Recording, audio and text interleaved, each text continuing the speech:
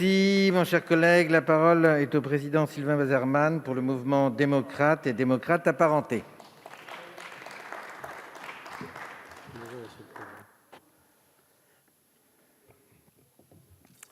Merci, Monsieur le Président, Monsieur le Ministre, chers collègues. Ma lecture sur ce qui s'est passé depuis 3 ans, chers collègues des Républicains, sur le franco-allemand est totalement différente de la vôtre. Alors je vais vous donner ma version. Il est évident que le MoDem soutiendra avec force, Monsieur le rapporteur, cette proposition. Il y a le traité d'Aix-la-Chapelle, qui a été fondateur. Ce traité, pour la première fois, énonce des idées fortes, comme celle de l'harmonisation des modèles économiques et sociaux, par exemple. Pas juste la vague convergence à terme, mais l'harmonisation.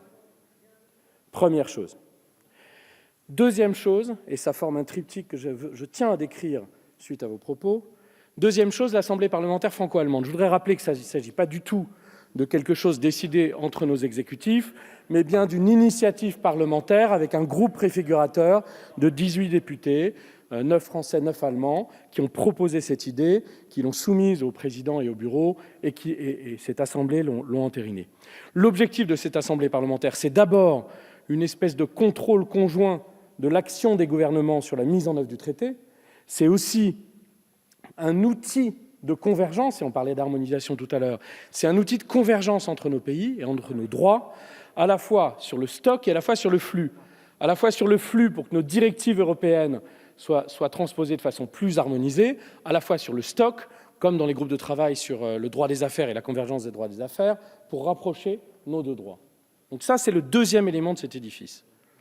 Le troisième élément, c'est le comité transfrontalier. Ce comité transfrontalier regroupe les pouvoirs exécutifs, législatifs et les pouvoirs locaux, du côté français comme du côté allemand, pour prendre chacun des irritants du quotidien, des problématiques concrètes de la vie des citoyens et apporter la meilleure réponse, qu'elle soit d'ordre réglementaire, d'ordre organisationnel ou d'ordre législatif. Et du coup, avec ces 3 édifices, dont aucun n'existait avant 2017. Je rappelle que l'Assemblée parlementaire est une innovation démocratique, que ça n'existait pas avant. Je rappelle que le comité transfrontalier est une innovation. On a passé des dizaines d'années sans trouver des solutions aux irritants, aux problématiques concrètes des citoyens frontaliers. À partir de ces innovations, on a un tout cohérent. Celui du traité, en haut de l'échelle des normes, qui fixe le cap de cette harmonisation, celui de l'outil opérationnel de travail parlementaire, cette innovation démocratique qu'est l'Assemblée parlementaire, et celui du comité transfrontalier. Et le transfrontalier prend toute sa place puisque dès lors, il permet de voir les dissonances entre les deux droits. Ces dissonances entre les deux droits peuvent être résolues soit par l'harmonisation des droits, et là on utilise l'Assemblée parlementaire, on utilise les outils à notre disposition, soit par des solutions concrètes qu'on peut apporter. Donc, chers collègues, je trouve qu'au contraire, ce qui s'est passé depuis 3 ans dans le domaine du franco-allemand est absolument majeur et qu'il marque un point majeur. Alors, c'est que le début de l'histoire. On a voté en 2019.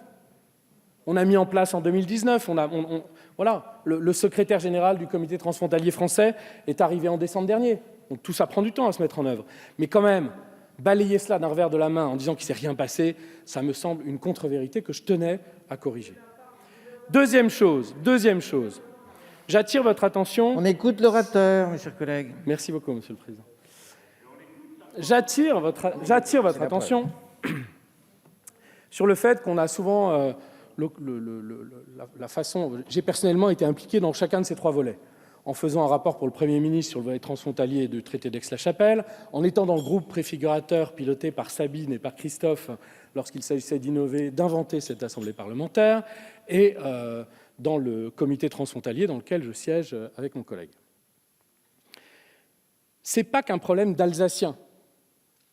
Et je crois... mais non, voilà, c'est pour ça que je le dis, M. Mélenchon. Ce n'est pas qu'un problème d'Alsaciens. Je crois qu'on prend tous conscience que le moteur franco-allemand, c'est, et je le disais à cette tribune il y a à peu près 1 an, enfin fin 2019, le moteur franco-allemand, alors on y croit ou pas, moi j'y crois profondément, le moteur franco-allemand, c'est d'abord un fantastique message d'espoir pour l'Union européenne tout entière. Et j'attire votre attention sur le fait que nous étions ici, dans cet hémicycle, cette semaine, pour voter les ressources propres de l'Union, que ce soit un budget, un plan de relance, un endettement commun, ce sont des vrais pas de géant pour l'Union européenne. L'impulsion franco-allemande y est pour quelque chose. Alors, chers collègues, c'est avec détermination qu'on soutient toutes ces initiatives et tous ces progrès majeurs dans le domaine du franco-allemand depuis 2017. Je vous remercie. Merci.